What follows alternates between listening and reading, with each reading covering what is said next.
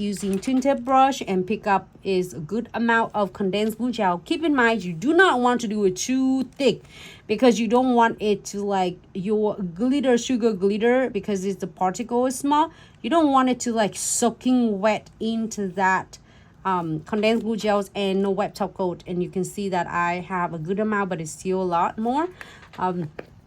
And close this lid. Blend it. You can see that I spread my bristles. Okay.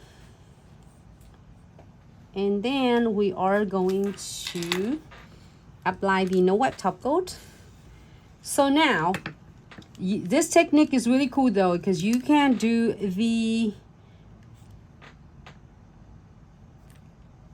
collab both of your sugaring and then your crystal or charms or anything. You can put anything is now on if you want to.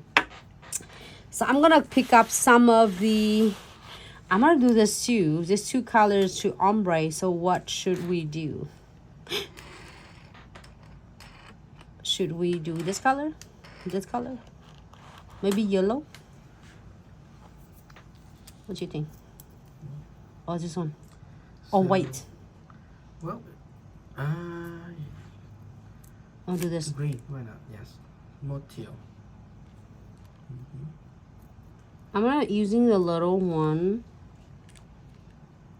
And you can see that it's grabbed right into the condensed glue gels and the wet top coat. Is the best thing about this technique is when you're done with your sugaring technique, you don't feel any tacky layer at all, because it's not only like here underneath, but it's also it helps so much because when you finish, there's no tacky layer, and actually it's just double secure.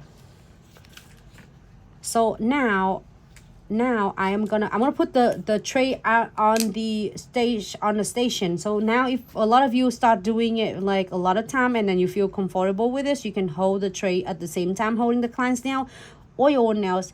Either ways work for you. And pick up one of a smaller brush. You can, if you have like kind of like one of the brush, I didn't have it right in front of me, but I'm gonna grab it. Number 13 is work as well. The Filbert's brush, it worked too. It's just one of the dipping brush that Glitz had a while back, and then I still have one, that's why I'm using it.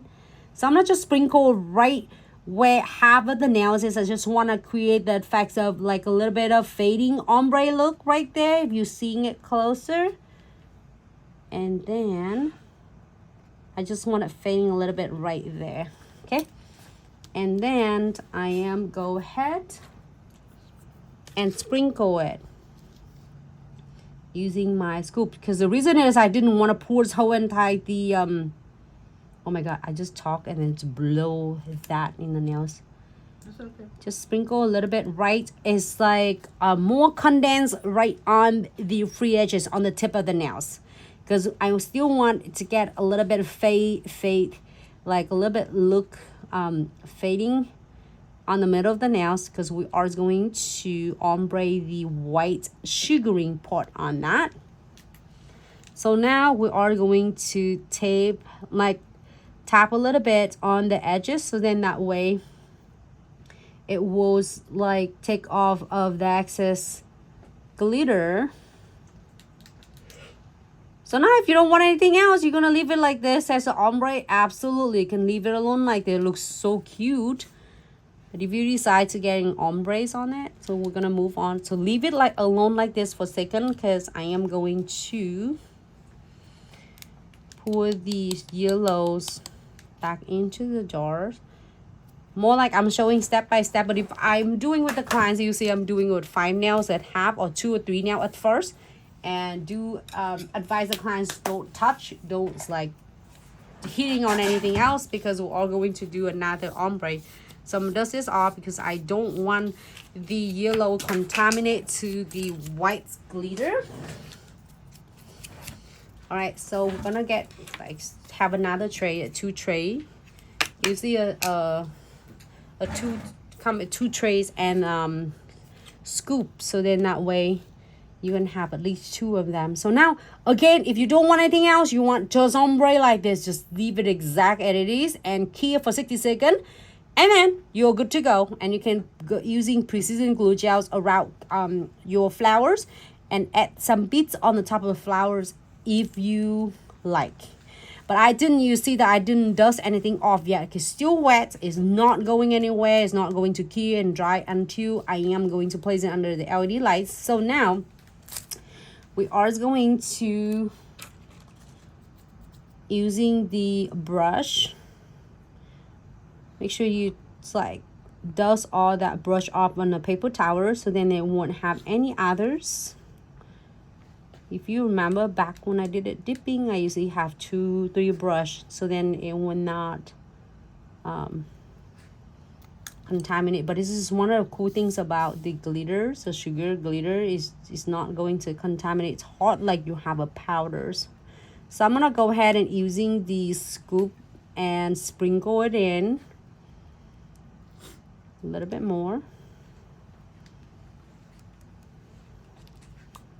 because I did sprinkle with the brush first because I want to go in the foundation a little bit so then that way it not looks too heavy on the white part. So now don't just dust anything at all, just tap it on the side to remove the excess glitter. And then we're happy with this. If you want to add more of your white glitter, sugar glitters, you can do it as well. And if you're happy with this, we're going to keep this beauty for like 60 seconds. And then in the meantime, when I'm waiting, I'm gonna pour this one on. I usually doing like that is each of these step that I'm doing for clients. I usually like close all of the leads back in, so then that's why just in case I'm talking to the clients, I will not like accidentally heat it, because sometimes we'll talk with the hand. And do you know where's the other lead? Like I was like open the sugar, the rose gold, and then I didn't even use a rose gold. We could do it tomorrow. You can use it anytime.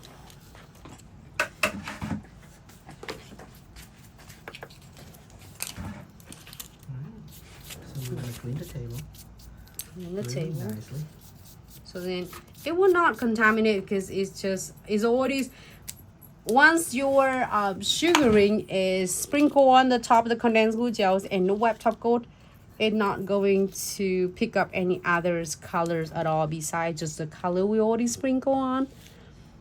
So now we want to use this cutie. I love this, the brush.